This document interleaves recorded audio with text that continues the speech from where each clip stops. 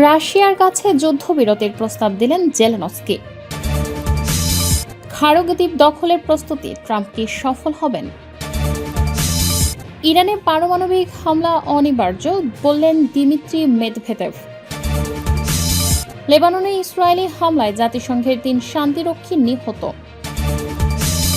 সর্বশেষে জানাবো, ফিলিস্তিনিদের বৈধভাবে মৃত্যুদণ্ড দিতে ইসরায়েলে বিতর্কিত আইন পাশ। শিরোনাম শুনলেন, এবারে বিস্তারিত। রাশিয়ার কাছে যুদ্ধবিরতির প্রস্তাব দিলেন জেলেনস্কি। ইউক্রেনের প্রেসিডেন্ট ভলোদিমির জেলেনস্কি আসন্ন অর্থোডক্স ইস্টার উপলক্ষে রাশিয়ার সঙ্গে একটি সামরিক যুদ্ধবিরতির প্রস্তাব দিয়েছেন। সোমবার 30 মার্চ সাংবাদিকদের সঙ্গে এক আলাপকালে তিনি এই প্রস্তাবের পাশাপাশি উভয় পক্ষকে একে অপরের জ্বালানি অবকাঠামোতে হামলা বন্ধ রাখারও আহ্বান জানান। জেলেনস্কি মনে করেন, জ্বালানি খাতে হামলা বন্ধ করলে বিশ্ববাজারে তেল ও গ্যাসের ক্রমবর্ধমান মূল্যের চাপ কিছুটা প্রশমিত হবে। তিনি স্পষ্ট করে বলেন, যারা জীবনকে সম্মান করে এমন সব স্বাভাবিক মানুষ একটি স্থায়ী যুদ্ধবিরতি চাইবে। তবে তিনি এও সতর্ক করে দিয়েছেন, ইউক্রেনের মর্যাদা ও সার্বভৌমত্ব বিসর্জন দিয়ে কোনো প্রকার আপোস করা হবে না। উল্লেখ্য, এবছর অর্থোডক্স ইস্টার আগামী 16 এপ্রিল উদযাপিত হবে। খারগ দ্বীপ দখলের প্রস্তুতি, ট্রাম্প কি সফল হবেন? পারস্য উপসাগরের উত্তরে অবস্থিত ইরানের প্রধান তেল রপ্তানি কেন্দ্র খারগ দ্বীপ নিয়ন্ত্রণে নিতে সেখানে সেনা পাঠাতে পারেন বলে ইঙ্গিত দিয়েছেন মার্কিন প্রেসিডেন্ট ডোনাল্ড ট্রাম্প। এখন প্রশ্ন হলো, এই পরিকল্পনার পেছনে কারণ কি, কিভাবে এটা কার্যকর করা হবে এবং ঝুঁকিগুলোই বা কি?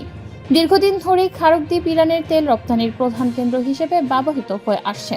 এই দ্বীপটি উপকূল থেকে কিছুটা দূরে এমন এক গভীর জলসীমায় অবস্থিত যেখানে ভেরি লার্জ ক্রুড কেয়ার নামক এক বিশাল তেলের ট্যাঙ্কারগুলো সহজেই ভিড়তে পারে।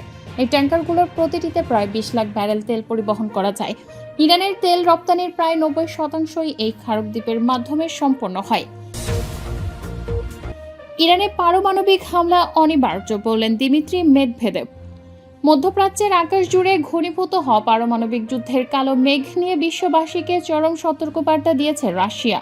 দেশটির নিরাপত্তা পরিষদের ডেপুটি চেয়ারম্যান ও সাবেক প্রেসিডেন্ট দিমিত্রি মেদভেদেভ এক বিস্ফোরক বিবৃতিতে জানিয়েছেন, ইরান ও ইসরায়েলের মধ্যে একটি পারমাণবিক সংঘাত এখন অনিবার্য হয়ে পড়েছে। এই প্রলয়ঙ্কারী পরিস্থিতির জন্য তিনি সরাসরি মার্কিন যুক্তরাষ্ট্র ইসরায়েলের সাম্প্রতিক সামরিক পদক্ষেপকে দায়ী করেছেন। মেদভেদেভ তার বিবৃতিতে উল্লেখ করেন, ওয়াশিংটন প্রশাসন মধ্যপ্রাচ্যে পারমাণবিক হুমকি নির্মূলের দাবি করলেও বাস্তবতা সম্পূর্ণ ভিন্ন। সাম্প্রতিক ঘটনাগুলি ঝুঁকি কমানোর পরিবর্তে উল্টো বহুগুণ বাড়িয়ে দিয়েছে। রুশের শীর্ষ নেতার মতে, চলমান সামরিক অভিযানগুলো কোনো স্থায়ী সমাধান আনছে না, বরং সংশ্লিষ্ট পক্ষগুলোকে এক ভয়াবহ ও অনিয়ন্ত্রিত উত্তেজনার দিকে ঠেলে দিচ্ছে। লেবাননে ইসরায়েলি হামলায় জাতিসংঘের 3 শান্তিরক্ষী নিহত।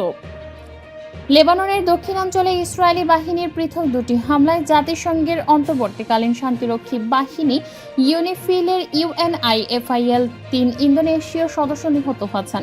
গত 2 মার্চ ইসরায়েল এবং লেবাননের সশস্ত্র গোষ্ঠী হিজবুল্লাহের মধ্যে নতুন করে সর্বাত্মক যুদ্ধ শুরু হওয়ার পর শান্তিরক্ষী বাহিনীর ওপর এটি প্রথম প্রাণঘাতী হামলার ঘটনা।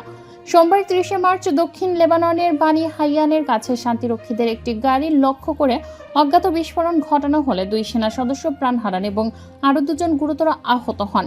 এর আগে গত রোববার দিবাগত রাতে আদচিত আল কুশাইর গ্রামের কাছে শান্তিরক্ষীদের একটি অবস্থানের পাশে সরাসরি কামানের গোলার আঘাতে আরও একজন ইন্দোনেশীয় শান্তিরক্ষী নিহত হন।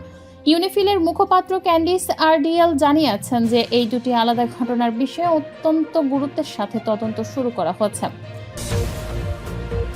ফিলিস্তিনিদের বৈধভাবে মৃত্যুদণ্ড দিতে ইসরায়েলে বিতর্কিত আইন পাশ।